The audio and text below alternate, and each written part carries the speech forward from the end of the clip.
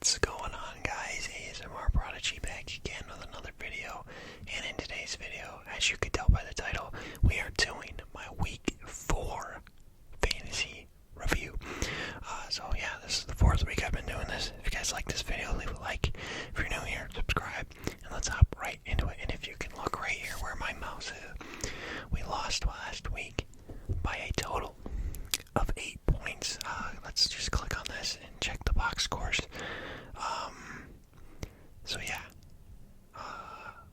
If you look at my team, this is what really made me mad about this week. Every single position that I started, minus Curtis Samuel, Elijah Moore had like that's 0.7 more points than Curtis Samuel, but I'm not even going to count that. Every single position that I started someone at was the best move I could have made, the highest potential, most points possible I could score besides Curtis Samuel by 0.7.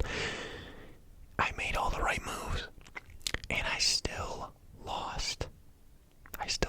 By 8 points. And I'm down to 3-1 now. Or 1-3, sorry. But, looking at my team, Josh Allen, what else could you ask from him? He did basically what he was projected. Eckler finally overperformed. This performance was due from Eckler. I can't believe I still lose a game when Austin Eckler drops 34.9 points. Dalvin Cook has been so depressing to have on your team. Brandon Cooks finally had, this is what I expect every game from Brandon Cooks, to be honest with you.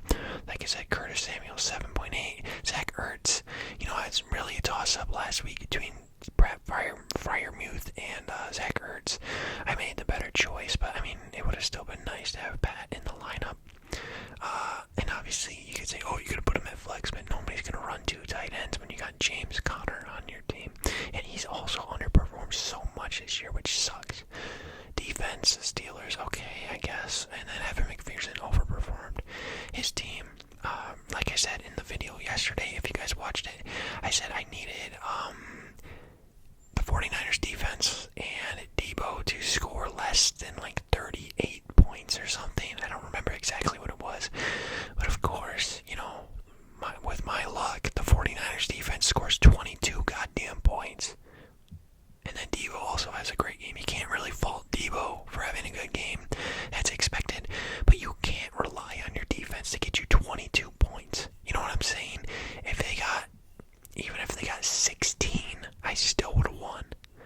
You know what I mean? Like, come on, you guys. The Rams. I hate the Rams with a burning passion now because of last night.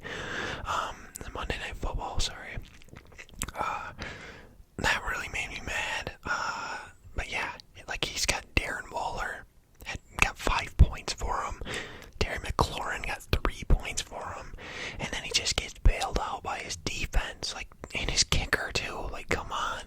That's 36 points right there from a kicker and defense. That's just insane. That's just crazy to me. That's just not right. I don't know, maybe stuff's gotta change on my team. I just don't know what to do. So that's how that went. I lost by 8 points. Let's look at my team. I do have a couple pending moves that I made this morning on the waiver wire. It looks like maybe someone else claimed for Melvin Gordon as well, but I don't know if I have a higher waiver than whoever claimed it. I don't know who claimed him, but I also claimed for Dameon Pierce, and it looks like I'm in the lead for him. I have waiver wire order 3 of 8. I just exposed every single one of these people's names first and last, so whoops. And what was I gonna look? Scoreboard. No, that's not what I wanted.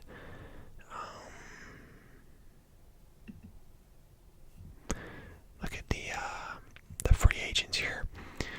In this league, at least I claimed Dameon Pierce. If I don't get him, I only really tried to get Melvin Gordon because of Javonte Williams having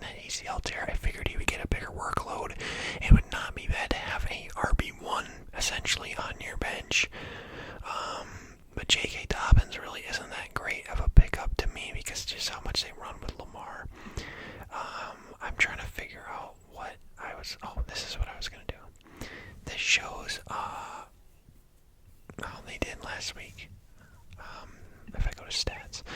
So, Josh Allen, I also, this is, for my waiver claims, I dropped Carson Wentz, so he's no longer on my team. I just figured I don't need a backup quarterback taking up a bench spot because, come whenever Josh Allen's bye week is, I will just be able to pick one up off of free agency, because, I'll go back over here and show the quarterbacks in my free agent pool. That's not what I wanted. This is what I wanted. Okay, why? Oh, it's right here. Duh. These are the quarterbacks available in my my league.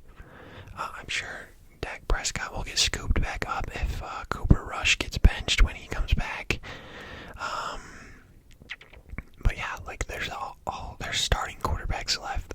Stafford, obviously the highest ranked down here. I probably would never even pick him up. Like I said, I don't like the Rams. I would probably honestly end up taking Jared Goff if he continues playing how he's playing. He's had very good games so far this year. But I guess that's all it really comes down to, making a decision on that week when Josh Allen's bye week is. Back to what I was saying. Let's go back to week 4 and then stats. Why does this show? Why is it showing? They're yearly. That's not what I want. Oh man, no. Why is it like that? Shoot. Dang it. All right. I don't know how to work this, dude. I'm not even gonna lie to you. I hate this shit on the computer. It's so much easier on your phone. You just look at the things and they're there.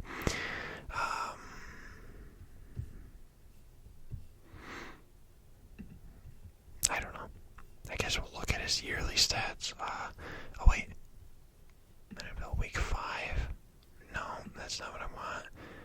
Why is it not show?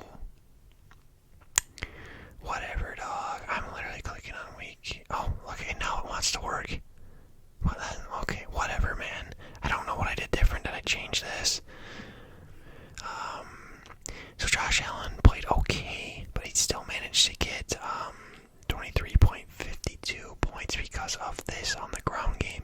That's why Josh Allen is so good in fantasy football, is because of his ground game. 19 for 36, 52% completion percentage, not very good. 213 with a TD and an interception. Like I said, 70 yards on the ground with a touchdown makes up for all of that. No point in going over Carson Wentz. He would never see daylight on my team. Big game for Eckler. 2 touchdowns on the ground, 60 yards, not crazy, but only on 13 attempts. This is why Eckler's so good. 6 receptions, 50 yards with a touchdown. Nice, you love to see that. Dalvin Cook's getting 20 carries, 76 yards, whatever, 2 catches for 10 yards. I just am very disappointed with Dalvin Cook this year. Dalvin Cook has just not been good in fantasy weeks for me. Like, I can't have 10.6 out of my RB2, man. And so, same with James Conner. I wish I could go back and redraft. I know that last year James Conner was a touchdown machine for the Cardinals. And it's not been the same this year. So, Brandon Cooks finally, like I said earlier, had his game. 7 receptions, 57 yards on 7 targets, so 7 for 7 with a touchdown.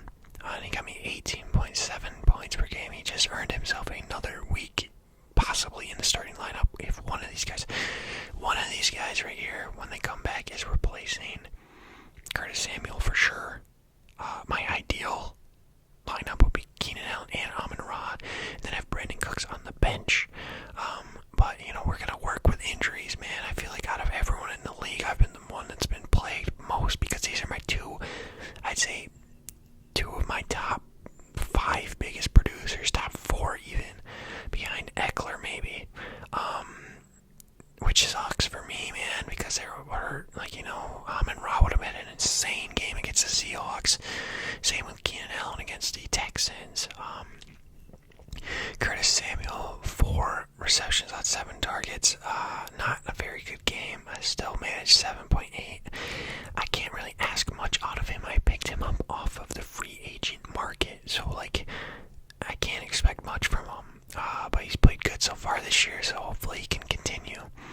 I made the decision to start Zach Ertz, and it paid off. 6 for 47 with a touchdown, got me 16.7. Then at flex, James Conner, 15 carries for 55 yards, 3 receptions for 22 yards. Like I said, these two guys are hurt, which sucks now that Cordero Patterson is on the IR. He had 9 carries for 38 yards with a touchdown before he got hurt in that game against Cleveland. And this isn't updated, but when I put it on my phone and was making all those waiver claims, I did put him on the IR, so that freed up a bench spot for me. Sucks because I like Cordero Patterson so much. Michael Carter, 9 rushes, 15 yards, not good. 2 receptions for 14, he got 4.9 points. Pat Freiermuth, he got benched for Ertz. He had a very good game, 7 catches for 85 yards. You know, if he would have had a touchdown, he would have had a better game than Ertz because the stats are here for him. So I guess it was just a luck of the draw for me to start Ertz over Freiermuth. Didn't end up mattering though. Elijah Moore got a carry for 2 yards. He got 3 receptions for 53 yards and got him 8.5 points. So the Steelers defense got 2 interceptions and a sack, but allowed 24 points and 348 yards, which sucks. Man, they need TJ Watt back. Obviously, you can't expect, like, you know, that first game of the week or the year that they had. You can't expect that every year, but every game, man, I'm stumbling over my words right now. You can't expect that type of play from them every single game, but man, TJ Watt was such a force with them. Like, he just means a lot more than playing, you know, edge rushing or linebacker for them. Anyways, Evan McPherson had a great game. You can, whenever you get 11 points from your kicker, you know, that's a great day. 3 extra points, 50 plus yard field goal and a 39 or below field goal. So great job, Evan McPherson. I appreciate it. And yeah, we're 1-3, like I said. And I mean, I've just lost very close games these last 2 weeks, and it makes me mad. I was telling my friend, there's no shot in hell I'm gonna ever stay up and watch a Monday Night Football again if my players depend on it, because they get to the fourth quarter, everything's smooth sailing, everything's beautiful. I think, oh man, we're gonna, you know, chew out 13 more minutes in this clock, and we're gonna be winning our fantasy week. But no, everything just goes downhill from there. We would literally be 3-1 if, you know, CeeDee Lamb didn't have that crazy, you know, third and fourth quarter against the Giants, and if Deebo Samuel and the 49ers defense didn't go ape shit crazy last night. So yeah, hoping to get things under control next week. I need one of these guys to come back, at least one of them. I don't think I can rock with Curtis Samuel in my lineup anymore. Like I said, I got 2 bench spots open because Cordero IR, so if those waiver claims go through, I won't even have to drop anyone. But I got rid of Wentz, like I said. Yeah, I don't plan on making any more roster moves. So we'll have to wait and see until those waiver claims go through tomorrow morning. I'm waiver 3 of 8, so I have higher bidding rights than 5 other people.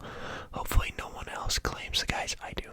Anyways, you guys, I don't really have anything else left to say.